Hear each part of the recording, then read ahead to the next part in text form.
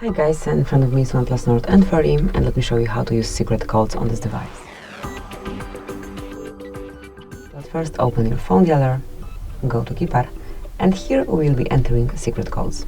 So let's start with the shortest, which is *##06#. And this one will provide you with IMEI numbers assigned to your device. Tap on OK. As this is all for this code, another one that you can use here is *##426 ***.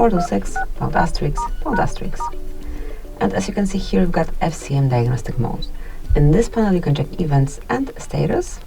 To reach a bit more details, tap on more icon and select advanced. And here you've got it. So this is it. Let me go back.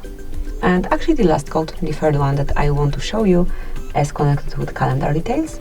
Just enter *##225 and as you can see here, you will be able to see all events, all celebrations from every calendar that is connected with this device. So this is it. Actually, these are all codes I wanted to share with you today. Enjoy, thank you for watching. Please subscribe our channel and leave the thumbs up.